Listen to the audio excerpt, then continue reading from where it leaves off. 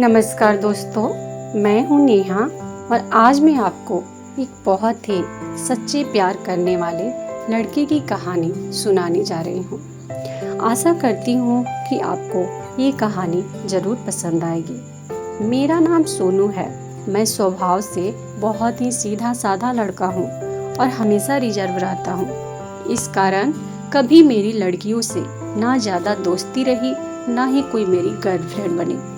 मैंने दिल्ली जाकर पढ़ाई की और अब मेरी जॉब लग गई थी और अब मैं एक सीए हूँ। मेरी जॉब लगने के बाद मेरे घर वाले अब शादी की बातें करने लगे। घर पर कई तस्वीरें और बायोडाटा आने लगा। उसमें से मुझे सिमरन देखते ही पसंद आ गई। बायोडाटा से पता चल रहा था कि वो अच्छी पढ़ी लिखी थी। मैंने अपने घर वालों से कहा कि मुझे यह लड़की पसंद है। हम लोग सिमरन के घर उसे और उसके परिवार को देखने गए। फिर जब सिमरन चाय लेकर आई तो वो मुझे उसकी तस्वीर से भी ज़्यादा सुंदर लगी। खुले बाल, हल्के नीले रंग की साड़ी में वो बहुत ही सुंदर लग रही थी।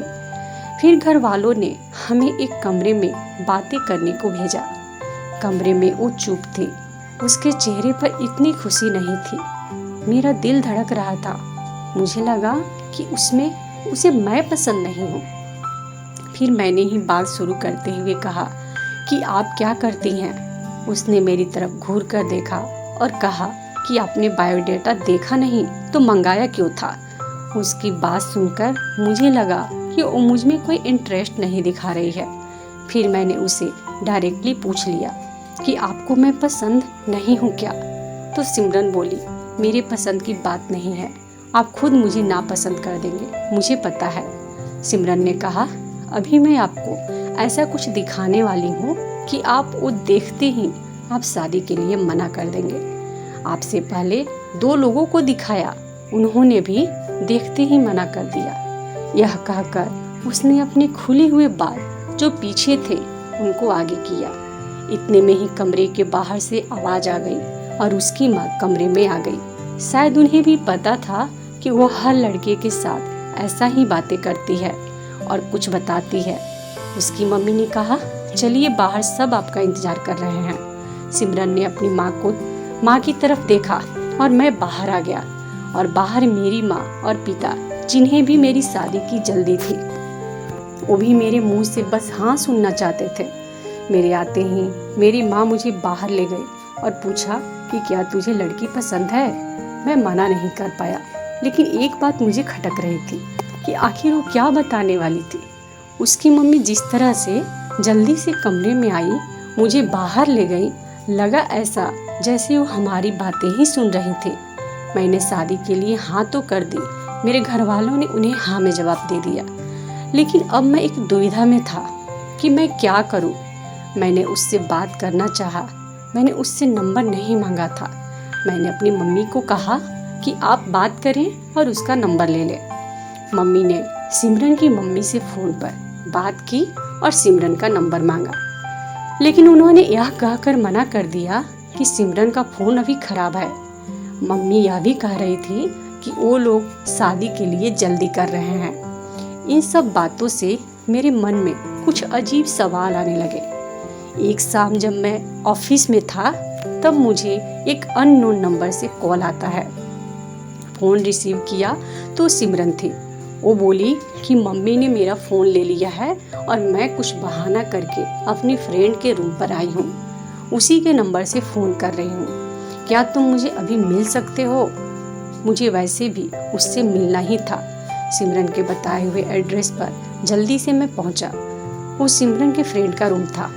मैंने जाते ही पूछा कि उस दिन की बात अधूरी रह गई थी और तुम्हारी मम्मी तुम पर नज़र क्यों रख रही हैं? सिमरन बोली, मैं तुम्हें कुछ दिखाना चाहती हूँ, उसके बाद तुम्हारे सारे सवालों के जवाब मिल जाएंगे। सिमरन आज भी बाल खोल कर आई थी। वो पीछे मुड़ी और अपने खुले बालों को पीठ से आगे किया। तब मुझे पता चला कि वो क्या दिखाना चाहती थी। उसकी गर्दन पर एक टैटू था, नीरज नाम का। सिमरन बोली कि मैं एक लड़के से प्यार करती थी और हम दोनों शादी भी करना चाहते थे। मैंने उसी के नाम का टैटू करवाया था।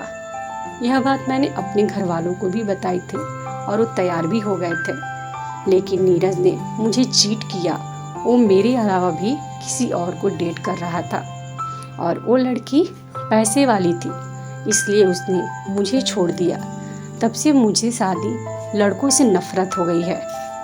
उस लड़के को मैंने बहुत प्यार किया, लेकिन उसने मुझे धोखा दिया।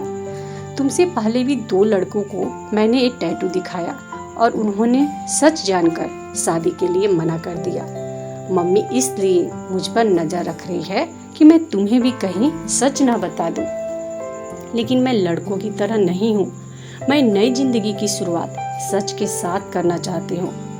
मैं सुनकर सोच में पड़ गया कि जिसको प्यार मिलता है उसे प्यार की कद्र नहीं होती। आखिर इतनी प्यार करने वाली लड़की को कैसे कोई धोखा दे सकता है।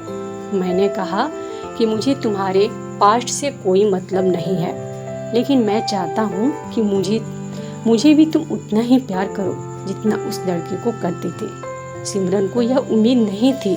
उसे लगा था मैं भी उससे शादी के लिए मना कर दूंगा। मेरी बात सुनकर उसके इतने दिनों के दबाए हुए आंसू बहने लगे और मेरी शादी सिमरन से हो गई। और मैं अपने आप को बहुत खुशकिस्मत मानता हूँ कि मुझे सिमरन जैसी सच्ची और प्यार करने वाली लाइफ पार्टनर मिली है, क्योंकि सिमरन मुझे बहुत ज़्यादा प्यार करती है और मैं भी सिमरन को बहुत प्यार करता हूँ। सिमरन मेरे माता पिता का सबका अच्छे से ख्याल रखती है। वह एक बहुत ही संस्कारी लड़की है। एक दिन सिमरन अपने पति सोनू के साथ मार्केट जा रही थी शॉपिंग करने, तो एक मॉल में उसकी मुलाकात नीरज से हो गई। दोनों एक दूसरे को देखने लगे। तब नीरज ने सिमरन के गले में लटका हुआ मंगलसूत्र देखकर बोला कि तुम्हारी शादी हो गई क्या। तब तक सिमरन का पति सोनू भी वहां आ गया।